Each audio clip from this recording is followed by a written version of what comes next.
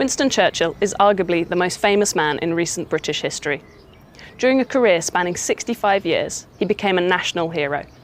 And in 2002, a BBC poll voted him the greatest Briton of all time. But Churchill's success didn't come from nowhere. He was a member of one of the wealthiest and most powerful families in the country, the Spencer Churchills, and he was born here, in Blenheim Palace.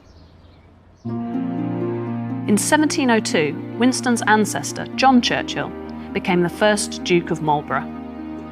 He was a powerful man and an excellent soldier, and as a general in the English army, he won several key battles across Europe, including the Battle of Blenheim in 1704.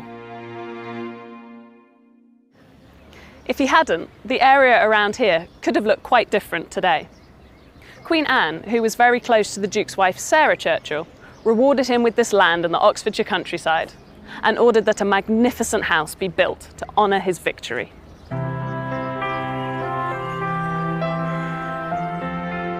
Today, this English Baroque masterpiece still pays tribute to John Churchill's military success.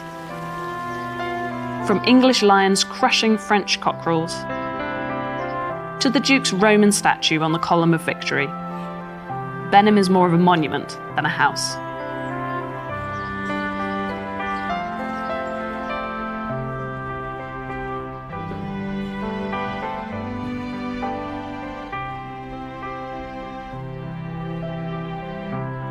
Since John Churchill's death, his descendants have continued to live here. In 1857, John Spencer Churchill, Winston's paternal grandfather, became the 7th Duke of Marlborough and took over the house. John Spencer Churchill was an excellent politician. He represented the local area as an MP before entering the House of Lords when he became Duke. He served as the Lord Lieutenant of Ireland from 1876 to 1880. Many thought he could even have become Prime Minister if he hadn't died in 1883 at the age of 61. His eldest son, George Spencer Churchill, became the 8th Duke, so his other sons, including Winston's father Randolph, had to pursue a different career path. Randolph became one of the most prominent politicians of the time, serving as Chancellor of the Exchequer and leader of the House of Commons. He married the American-born Jenny Jerome, daughter of a New York financier, and the couple had 2 children, Winston and John. Randolph still spent a lot of time at Blenheim Palace. It was here, in this room, that Winston Leonard Spencer Churchill was born on the 30th of November, 1874. Many of Winston's early years were spent at Blenheim, and it was here that he first learned about the historic dynasty which he belonged to. If Winston Churchill hadn't been born into such a political family, his life could have been very different. While he was never very close to his father, he looked up to him. And whenever Randolph had colleagues to visit, he would try to join in their conversations. This enabled Winston to meet some of the greatest speakers of the time. In many ways, Winston took after his father, who died in 1895 at the age of 45. He developed a love for politics and public speaking, and after working as both a soldier and war correspondent, he became a Member of Parliament in 1900. He soon earned a reputation as a gifted orator and enjoyed a long and eventful political career. However, the combative Churchill would probably have never become Prime Minister if it weren't for the outbreak of the Second World War.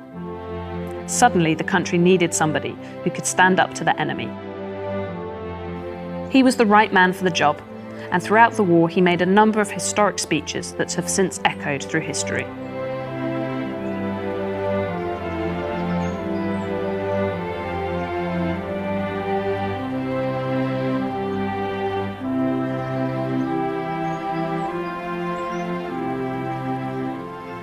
Winston Churchill died on the 24th of January 1965. He's buried here, near his parents, in St Martin's Church in Blaydon, just 2 miles from his birthplace in Blenheim Palace and in the traditional burial ground of the Spencer Churchills. After Winston's death, the family continued to play an important role in British life. His children and grandchildren became politicians and business leaders. His granddaughter, Arabella Churchill, even helped start the famous Glastonbury Festival, and Princess Diana was a distant relative. During his lifetime, Winston Churchill led Britain to victory during the Second World War.